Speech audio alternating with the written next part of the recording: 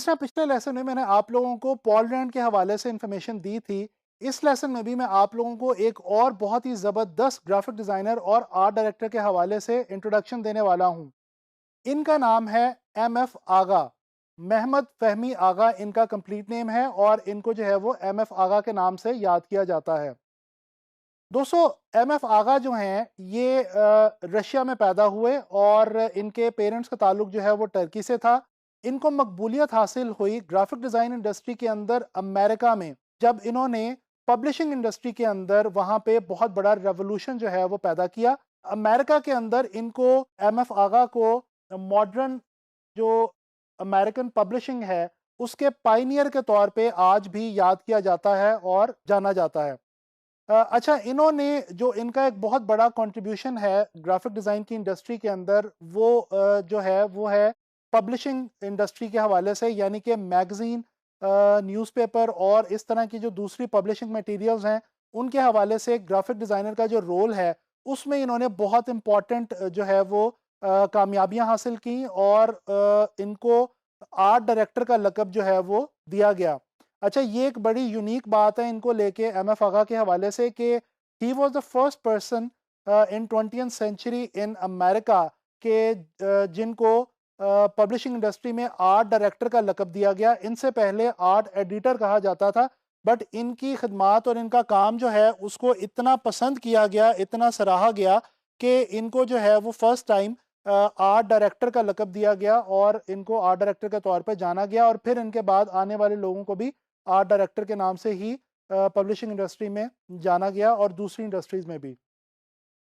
अच्छा, ये जो एम.एफ. आगा हैं, इनकी अगर अर्ली लाइफ़ के बारे में थोड़ी-सी मैं आपसे बात कर लूँ तो ये जैसा कि मैंने आपको बताया कि रशिया में पैदा हुए थे और इनकी लाइफ़ का कुछ हिस्सा जो है वो यूरोप में भी गुज़रा।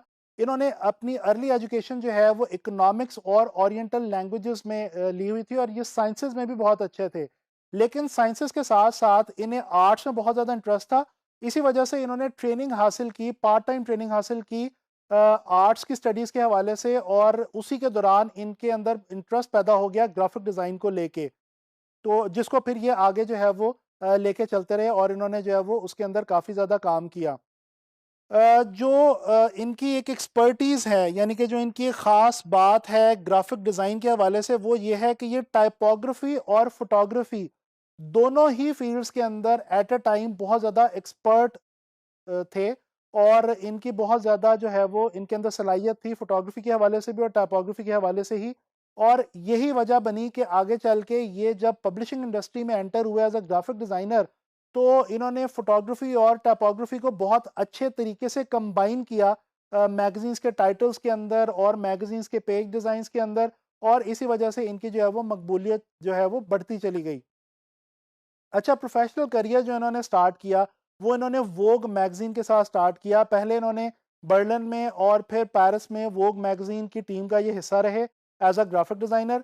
उसके बाद इनका काम इतना अच्छा था कि इनको वोग अमेरिका का जो एडिशन था, अमेरिकन एडिशन था वोग मैगज़ीन का, उसके लिए इनको as an art director hire कर लिया गया और फिर मज़ीद इनके काम को देखते हुए और सराहते हुए वोग मैगज़ीन के ही जो दूसरे 2 सिस्टर कंसर्न मैगज़ीन्स थे, यानी कि जो उसी पब्लिशिंग हाउस की ही पब्लिकेशंस थे, हाउस ऑफ गार्डन और वैनिटी फेयर, इन दोनों के लिए भी इन्हीं को एज़ एन आर्ट डायरेक्टर काम करने की ज़िम्मेदारी जो है वो सौंपी गई। 1943 में इन्होंने जॉब को क्विट किया और इन्होंने काम शुरू किया एज़ फ्रीलांस कंसल्टेंट। और उस दौर के अंदर एज़ अ फ्रीलांस कंसल्टेंट काम करना ग्राफिक डिज़ाइन की इंडस्ट्री में ये भी एक यूनिक बात थी इनकी। और फिर मज़े की बात ये कि उसके अंदर इन्हें काफ़ी ज़्यादा कामयाबी भी हासिल हुई और उसी कामयाबी को लेके ये आगे चलते रहे, जिसकी बिना पे इनको American institute of graphic arts की तरफ से गोल्ड मेडल भी दिया गया और कुछ सालों के लिए इनको उस इंस्टीट्यूट के प्रेसिडेंट के तौर पे भी जो है वो रिस्पॉन्सिबिलिटीज़ दी गई। अच्छा, अब मैं बात करता हूँ एम.एफ. आगा की, जो ग्राफिक डिज़ाइन के अंदर जो कुछ नई चीज़ें इन्होंने कंट्रीब्यूट की हैं, जो नई चीज़ें इन्होंने इंजेक्ट की हैं ग्राफिक डिज़ाइन में, उनके हवाले से कुछ बात करते हैं। ये कुछ टाइटल्स हैं वैनिटी फेयर मैगज़ीन के, जो कि एम.एफ. आगा के डिज़ाइन किए हुए हैं और इनके अंदर अगर आप गौर करें तो ये जो टाइटल्स हैं, ये सैंस सेरिफ फॉन्ट के अंदर डिज़ाइन किए गए हैं। अच्छा, ये एक एम.एफ. आगा की यूनिक बात थी कि इनसे पहले सैंस सेरिफ फॉन्ट्स को बहुत कम इस्तेमाल किया जाता था ग्राफिक डिज़ाइन के अंदर। इन्होंने सैंस सेरिफ फॉन्ट्स को ज़्यादा तवातुर के साथ इस्तेमाल करना शुरू किया और इतने खूबसूरत तरीके से इस्तेमाल किया मैगज़ीन के टाइटल्स के लिए, कवर्स के लिए, कि आगे चल के फिर एक ट्रेंड सा पैदा हो गया और सैंस सेरिफ फॉन्ट्स जो हैं उनको बहुत ज़्यादा आगे मकबूलियत हासिल हो गई इनके डिज़ाइन की वजह से। तो ये एक इनका जो है वो यूनिक पॉइंट है। अच्छा, इसी तरह से फिर एक और नई चीज़ जो इजाद की, इन्वेंट की ग्राफिक डिज़ाइन में एम.एफ. आगा ने, वो है double spread page design. Magazines के अंदर पहले कभी भी सिंगल पेजेस का ही रवाज था और डबल पेजेस के ऊपर, यानी कि एक मैगज़ीन जब हम ओपन करते हैं तो उसके जो पेजेस हमारे सामने खुलते हैं, उन दोनों के ऊपर किसी भी एक आर्टिकल को या किसी डिज़ाइन को कंटिन्यू करने का रवाज नहीं था। एम.एफ. आगा वो पहले डिज़ाइनर और आर्ट डायरेक्टर थे जिन्होंने ये एक डबल स्प्रेड पेज के ऊपर लेआउट को स्प्रेड करना शुरू किया और ये चीज़ इनके बाद फिर जो है वो आगे चलती गई और आज तक मैगज़ीन्स के अंदर ये एक बहुत ज़्यादा स्पेशल ट्रेंड के तौर पे फॉलो किया जाता है और अभी भी ये चीज़ बहुत ज़्यादा मकबूलियत जो है वो इसकी है। ये आप एक मैगज़ीन का जो डिज़ाइन देख सकते हैं, ये भी एम.एफ. आगा का ही डिज़ाइन है और इसमें आप देख सकते हैं कि उन्होंने 2 पेजेस के ऊपर एक लेआउट को जो है वो बड़ी खूबसूरती से स्प्रेड किया है जिसके अंदर टेक्स्ट भी है और पिक्चर्स भी हैं और यहाँ से आगाज़ हुआ ग्राफिक डिज़ाइन के अंदर डबल स्प्रेड पेज डिज़ाइन का।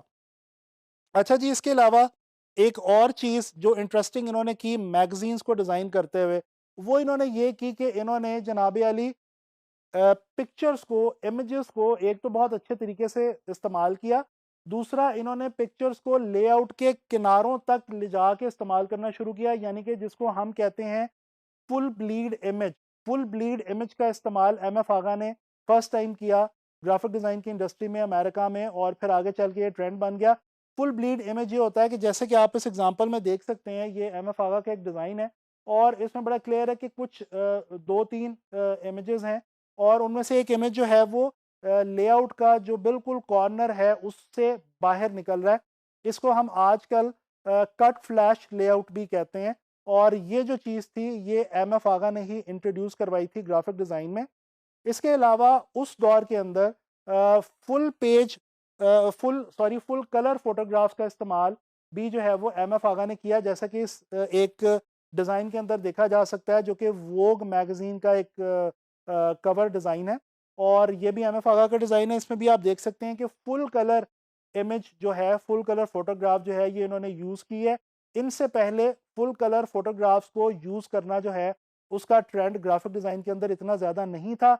इन्होंने ये चीज़ एक इंट्रोड्यूस की और फिर इसके बाद ये चीज़ बहुत ज़्यादा फेमस हो गई। तो फ़ोटोग्राफ़ी का क्योंकि इनको बहुत ज़्यादा शौक था, मैंने आपको पहले ही बताया, और ये एक्सपर्ट भी थे फ़ोटोग्राफ़ी के, तो ना सिर्फ़ इन्होंने फुल कलर फ़ोटोग्राफ्स को यूज़ किया मैगज़ीन्स के अंदर, बल्कि इन्होंने मैगज़ीन्स के अंदर फ़ोटोग्राफ़र्स के काम को भी जो है वो बहुत अच्छे तरीके से इस्तेमाल किया और एक लिंकेज डेवलप किया मैगज़ीन के अंदर और मैगज़ीन और फ़ोटोग्राफ़र्स के हवाले से। उस दौर में इन्होंने अमेरिका में ये एक बहुत इंपॉर्टेंट रोल प्ले किया और फ़ोटोग्राफ़र्स को अटैच किया मैगज़ीन्स के साथ।